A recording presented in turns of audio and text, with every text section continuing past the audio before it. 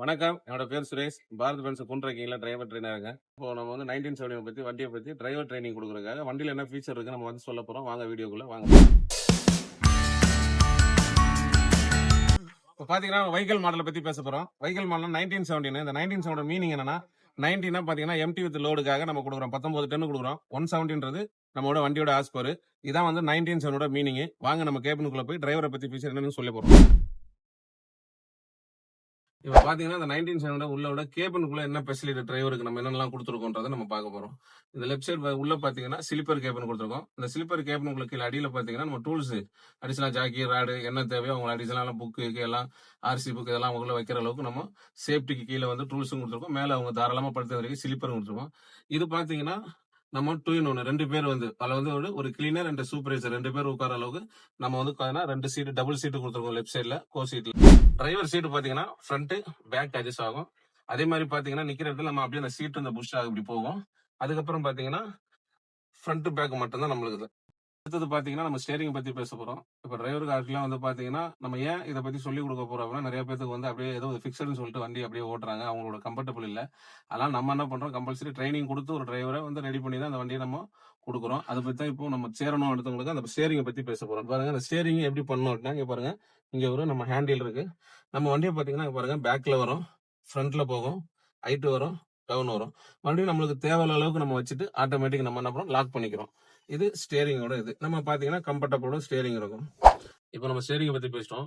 அடுத்து நம்ம பாத்தீங்கன்னா 1970ல இன்னொரு ஃபெசிலிட்டி கொடுத்துருக்கோம். எப்படின்னா நம்ம ஏற்கனவே வந்து BS4 BS எல்லாம் பாத்தீங்கன்னா காமனா வந்து ஆக்சிலேட்டரோட ஒரே மாதிரி நம்ம பவர் கொடுத்தோம். இப்போ நம்ம வந்து எக்கோ மோடு பவர் மோடுன்னு கொடுத்துருக்கோம்.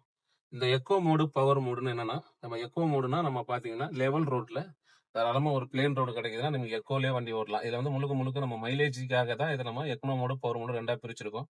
இந்த ரெண்டா பிரிக்கல பவர் மோடு நம்ம எங்க வைக்கணும் அப்படின்னா எங்கன்னா காட் ஸ்டேஷன் நல்லா ஹீல்ஸ் நம்மளால முடியுது ஆக்சிலேட்டர் ரெஸ்பான்ஸ் பண்ணல அப்படின்னா அட்வான்ஸா இங்க இருந்து அப்பு போகுது ஒரு அப்பு ஏற போறோம் அப்படின்னா அந்த டைம்ல நம்ம அப்படியே வந்து ரன்னிங்லயே நீங்க யூஸ்வலா அப்படியே பவர் வச்சுக்கோங்க.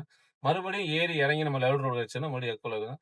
இது அப்புறம் நம்ம empty suppose one side empty கிடைக்குது அப்படின்னா லோடு வரைக்கும் நம்ம வந்து இடம் பொருள் தகுந்த மாதிரி ஓட்டுறோம். எம்டி நீங்க எவ்வளவு ஓட்டுனாலும் அது நம்ம எக்கோ மோட்ல தான் ஓடணும். இதனால நம்மளுக்கு நல்ல மைலேஜ் கிடைக்கும். இந்த மைலேஜுக்காக தான் நம்ம வந்து எக்கோ மோடு பவர் மோடு நம்ம இதை கொடுத்துருக்கோம்.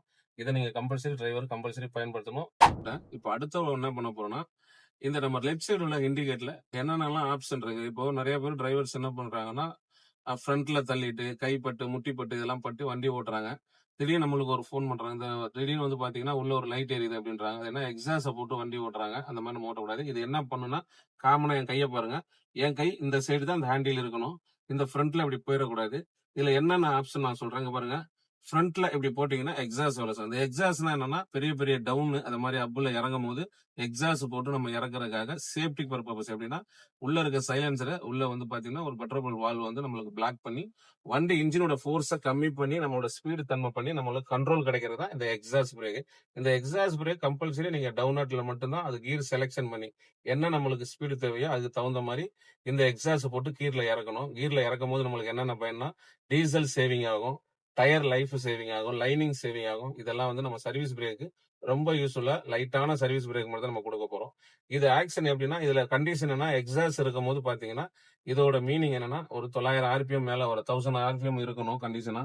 வண்டி கீர்ல இருக்கணும். ரெண்டாவது கிளட்சி ஆக்சிடென்ட்ல கால் இருக்கக்கூடாது. நீங்க பிரேக்ல வேணா கனெக்ட் பண்ணிக்கலாம், ஒன்றும் பிரச்சனை இருக்காது. இதுதான் எக்ஸாஸோட பிரேக்.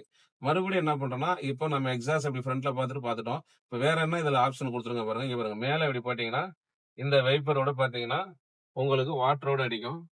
இந்த வாட்டர் நல்லா வந்து இந்த சவுண்டோட வரும். இந்த சவுண்டோட வந்தோன்னா உங்களுக்கு எவ்வளவு இதை எப்படி பண்ணணும் நல்லா ஒரு துணியை வச்சு தொடச்சிட்டு அழகா நீங்க இந்த மாதிரி போட்டீங்கன்னா அதுக்கப்புறம் நீங்க கையெடுத்துட்டீங்கன்னா அதுவே கிளீன் பண்ணி அதுவே உங்களுக்கு வந்து ஆட்டோமேட்டிக்கா ஆஃப் ஆயிரும்.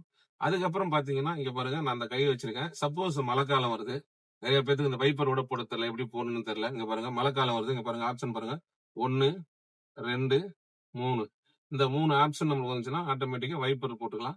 இதுதான் இதோட ஆப்ஷன்.